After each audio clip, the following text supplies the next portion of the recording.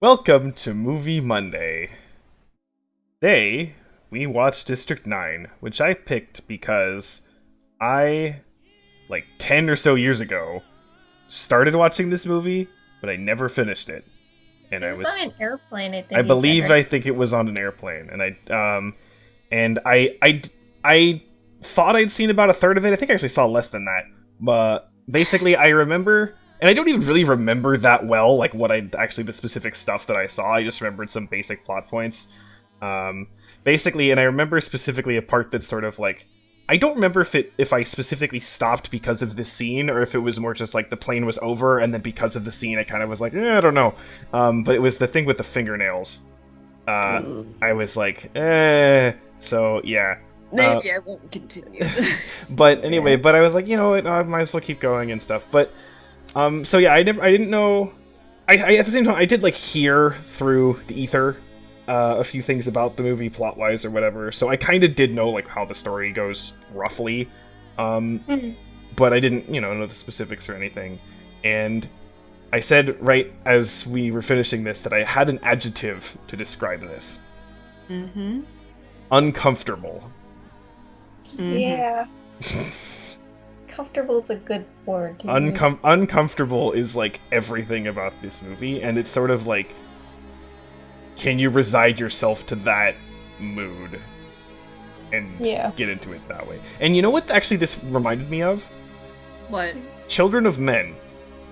It kind of reminded, especially the grittiness of it too. Yeah. It kind of also reminded me of that other movie we watched during the 300 movie challenge, Elysium, which is kind of Okay. ironic because I think the main character of this movie, the actor played the villain in that movie. Oh, really? I didn't even notice that. That may be true. Oh, really? But I here's looked, yeah, I looked up the title and then I was like, okay, yeah, this is the right one. And then I saw in the cast, wait, this is the same guy who plays the main character in okay. this movie. Well, because I was looking up the director and so I was checking something out. So he also directed Elysium. Oh. No wonder they're so similar. Yeah, and he also directed Elysium, and so District 9 was his first full length movie. Oh. Oh, So so this came before Elysium. yeah, this was 2009. Elysium, I think, was 2013.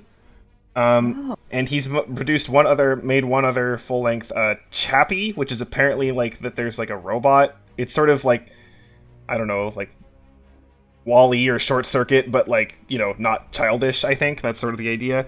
Mhm. I think I haven't seen it. And apparently there's a fourth one that's like in production to some degree, but it seems to be pretty early in production. And there's like sort of always a talk in the ether of like maybe there'll be a sequel to District 9 at some point, but there's no official anything, at this point, so who knows. But yeah, I was just like, because I remembered that I thought that like I remembered hearing about Chappie and like the guy directed Chappie as well, but I didn't remember that. I didn't know that he also did Elysium, and also I didn't know this was his first. He did some short films before that, but this was his first like main feature length movie. And it did get nominated for like 4 different Academy Awards, including nomination for Best Picture, which is very impressive for like a first time kind of main thing. But Yeah.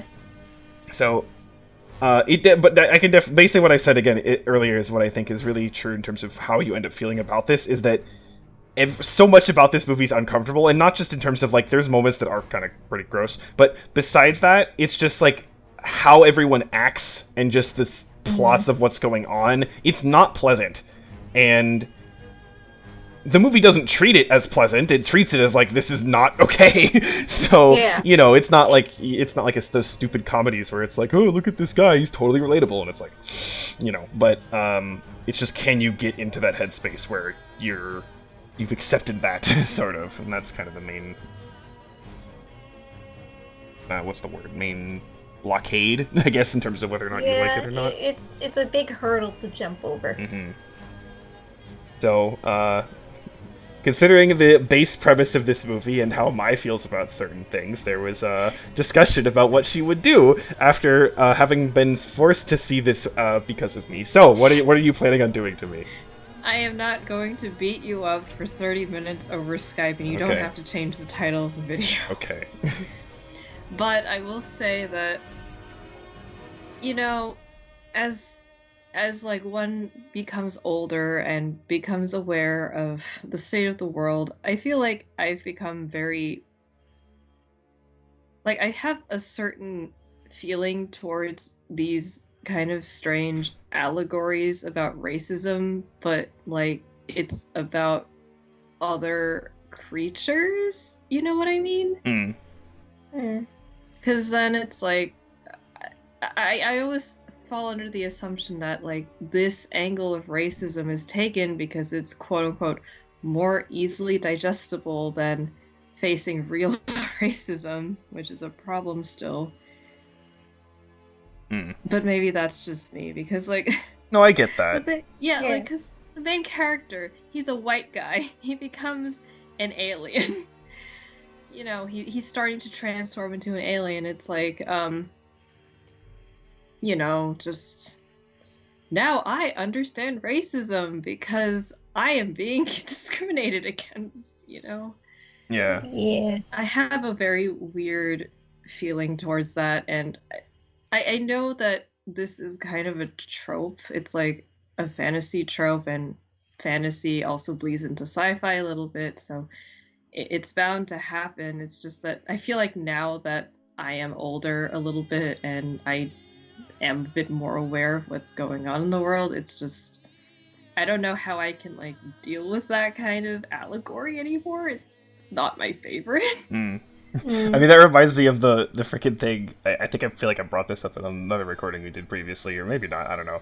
But freaking H-Bomber guy's video on Ruby, and he talks about like the only way to make like racism make sense if the people who are oppressed are anime cat girls. It's like you know, it's like so I mean, like I think the justification here would be also, like, in addition to the fact that kind of what you said about like, oh, they're aliens so people can like get it better, but also like because they're aliens, you can kind of take the concept further than you would if it was just other people, right? Yeah. I get that. Yeah. So there's that, and like, you also have to remember this was made in 2009, so Yeah. current climate doesn't I'm apply a bit really. more forgiving, like of this movie, since it is a bit quote unquote older, and you know it is feeding more into like this DNA makes you powerful and you can wield like special weapons. Like that is also like an interesting angle to take, because that's like I guess it's kind of like almost like super, like how some people like play around with the narrative of like, are you exploiting superheroes by making them do this kind of stuff? So that as a concept is like fine. It's just the framing is uncomfy. Yeah. We go back to uncomfy. Yeah, and like especially since it also takes place in South Africa, which is extremely racist. Yeah. Yeah. Yeah, and I did just check, and the director is South African himself, so that's definitely the angle he's going for. And apparently also that like the name of the film, and also just kind of apparently some overall narrative aspects was taken. I didn't look into this. I just saw this as like a sentence on Wikipedia, so you could look into this more. But apparently there was a District 6 in South Africa, and somehow that's related. I don't know exactly. I'm sure it can't be the same, but like, you know, there's probably, if I were to guess, there was some like probably forced relocation of people that kind of happened, and and just turns around the whole like this is an allegory thing all over again. Yeah, so yeah, I see where you're coming from, especially the idea now of it's like, you know, don't hide behind aliens, just show people being shitty to people, because that's the truth. Yeah. So because that's real life, guys. yeah, I mean, I would also, to be fair, I would also argue that like it's not like the people in this movie were not shitty to each other too. Yeah. So Yeah. No one to spare. yeah, yeah, but I completely get your perspective on that though. So yeah, but it's definitely, yeah, it's kind of interesting that though that like,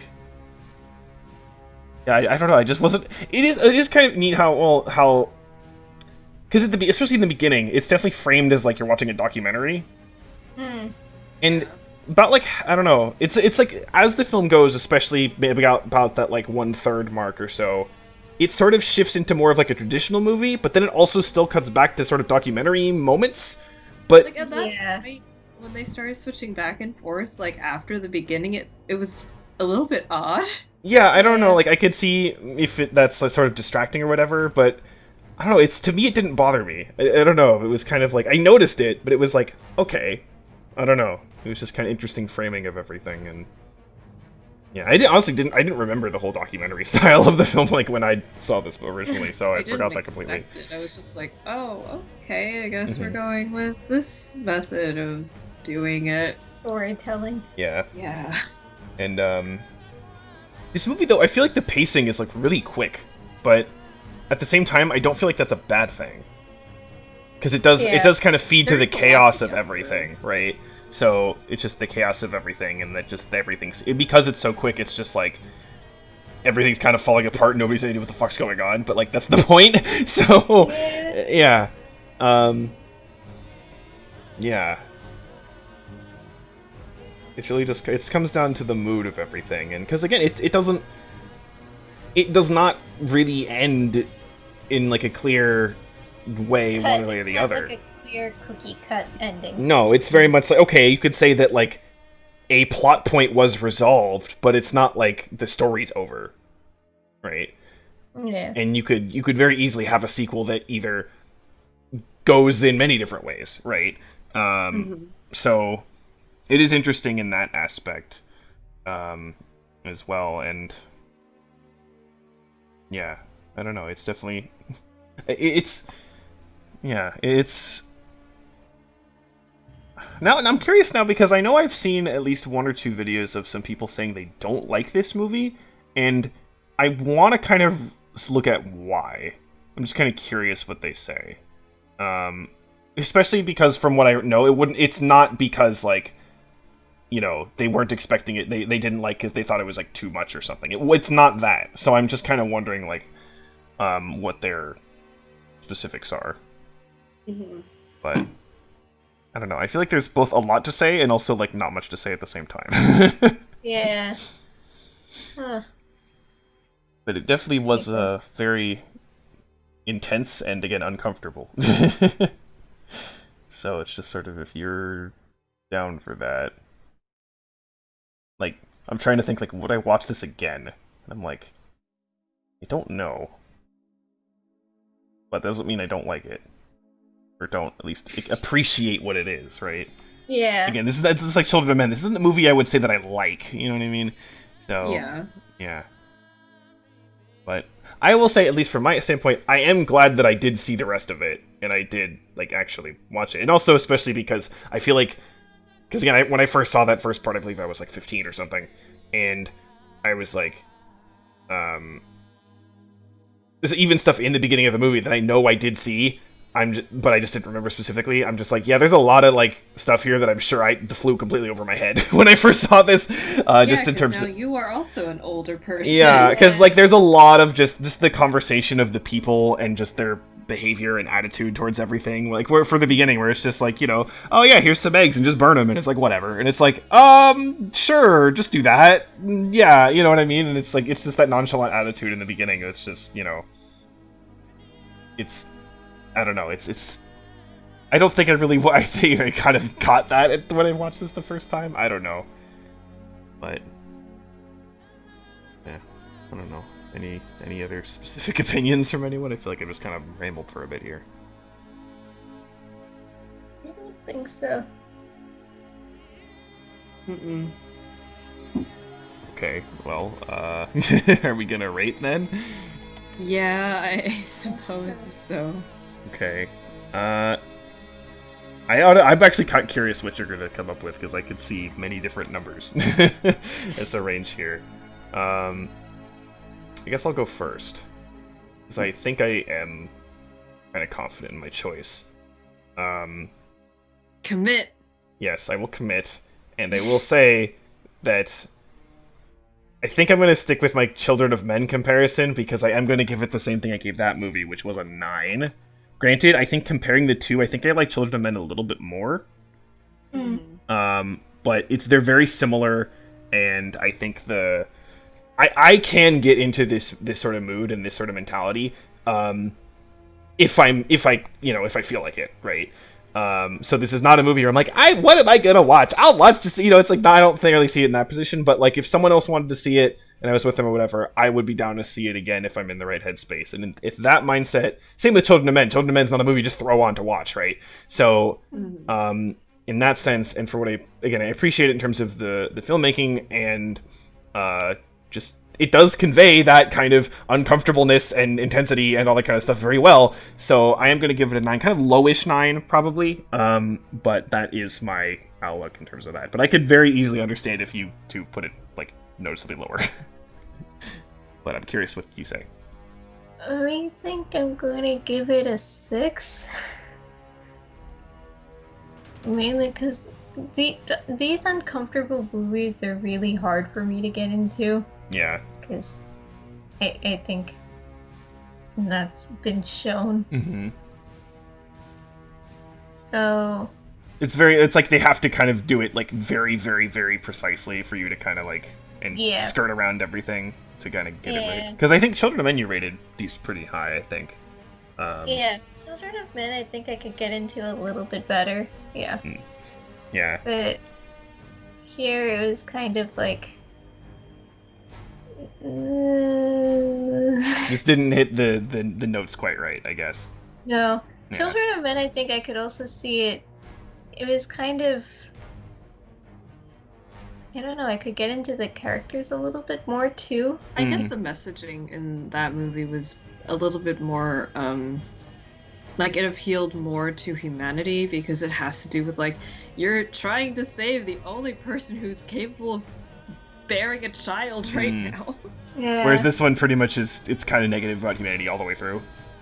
Yeah. Okay. Yeah, that's fair. Okay. Well, Well, I'm not gonna rate it super low because I am not beating you up right now. But I'm gonna go with the very meh score of 5. Okay. Yeah, I had a feeling this movie, especially while we were watching it, I'm like, I have a feeling this was going to be fairly divisive. But, yeah, this is definitely the kind of movie that, like, if I can get into, but I could understand other people not. So, that's just how that goes sometimes. Does this count as a dystopia? I don't think so. No, because it's localized. Okay. I feel like dystopia would be larger. Because Okay, part of the whole thing of the dystopia is that you can't escape it, right? Yeah, like this was like grim, dark, and kind of gritty, but I had a hard time being like, is this a dystopia? Because I feel like if it was also a dystopia, it would have sat with Brazil at 4. But Brazil remains the one that is rated the lowest. Yeah. It is interesting how, like, again, because I didn't notice that, like, this and Elysium were actually very similar. I just didn't really put the pieces together. I don't know, like something about, I guess, the aesthetic and the way that the story was presented, it reminded me so much of Elysium, because I guess like the one alien, Christopher, he was kind of like the woman with the daughter in Elysium. Yeah, I guess so. I don't know, I felt like for some reason I don't know, because I feel like Elysium is presented in more of like a traditional like movie format. Yeah. So I think that's why I kind of just didn't notice. I don't know. I think Elysium we were kind of all like neutral-ish on. Yeah. So are we all? Are we kind of agreeing? Are you kind of saying that you do like this more, or is it just kind of different, similar level? It's different. I don't remember much like specifically about. I Elysium, actually completely forgot about Elysium. Yeah. Yeah. Well, I'm curious on my own now to see if maybe look into Chappie, because I do think that film it's a bit more like positive in terms of like the emotion behind it. But I'm not sure. I don't know. Maybe if I kind of look into that a bit, and if that's the case, would you maybe be curious to see that or nah? If it's sci-fi, I'm gonna say pass. Okay, that's fine. I'm just curious. It could be something I could look into then on my own. But okay. Yeah. I guess. Well, there's your biggest discrepancy, I guess. But fair enough. Okay, well. On to something completely different. Yeah, well, kind of, in some ways. It's a different. It's not aliens per se, but you could say they're monsters. Yeah, so, actually, Tara, this is originally your idea, so why don't you explain what we're doing Yes. for this new Halloween month? Yes. So, you know, it's gonna be Halloween and everything, and it's gonna be quite an interesting Halloween from the sound of it, especially with how things are going. But I kind of had this idea in mind because I had heard that the old monster movies were actually pretty good and stuff like that, and I had never seen them. I don't think any of us have ever seen them before. Nope. No. So, given the flop of the dark universe and everything like that, I figured we owed to see what the originals were like and stuff. So, with that in mind, we have Monster Month, where we will be watching a bunch of movies that all took place. I think the latest one we have is 1933, so it'll be very interesting to say the least. Yes. It's also our first deep dive down into something like, what was the earliest film we had seen prior to this, actually? Like 80s, I think. Yeah, so Yeah. we're going 50 years prior. Yeah. 50 years more. Yeah, so, Our first black and white movies, I think. yep. Yes, I think so. Yeah, so what's the first one we're seeing? Dracula. Yes, 1931 Dracula. Yeah. I have not seen any movies. I don't think I've seen any that's even like close to this old. I mean, well, I've seen Snow White whenever that came out. Wasn't that the 30s? I don't know, but definitely different movie. But in terms of like, I've seen very few black and white movies, and even the ones that I have seen, I'm pretty sure they're more like 50s or 60s. Yeah, that makes sense. So, I am curious how this is going to play out. I am curious, like, basically, I'm wondering whether or not I think these will just be really stupid.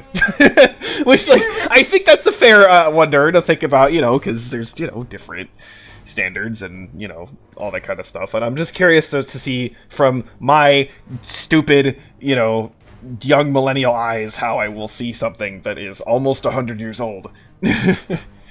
So, I'm curious for this, at least.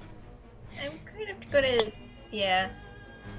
I guess we all know that it's going to be, to some extent, kind of, like, there will be some tropes. Mm-hmm. It's not going to be revolutionary, per se, or anything. Yeah, but, well, at least from our perspective, probably at the time it was, but, Yeah. Yeah, let's see what happens. I'm just curious to see what they can do with, like, 100%, like, practical effects. Yeah. So. Yeah, and just the general, tropes of, like, storytelling and dialogue and stuff at the time, and just, it'll be interesting to see what's similar, what's different. Right? Yeah. I wonder what the sound quality will be like, actually. That's a good point. I don't know. That's a good question. Well, we'll find out in a week. So, yeah, next up is Dracula. Oh boy. Oh boy, indeed. So, alright, first step into Monster Month with Dracula. Okay, and we move... Hopefully this was not a mistake. Yeah, well, I think, to be fair, I think we looked it up and they're all pretty short. So, hopefully that's a good thing. I don't know, but we'll find out. We move on from this week we experience the monster of man, and next week we experience something more than a man. There's our link. See, we're keeping the new cycle going. So. Oh, what's the link to the previous movie? Oh yeah, what was the previous movie again? Oh shit, Eternal. Oh god.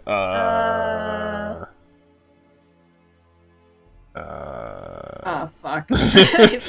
Well, like, okay, because I'm thinking, like, okay, there was at least, like, the memory technology in Eternal Sunshine, but I'm like, they didn't have any memory technology. there was a headgear thing, and then in District 9, in the robot, there was the headgear thing. Oh, that's the loosest connection ever. It's... Do you have anything better? No!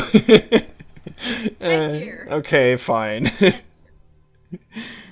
Oh boy. All right. Well.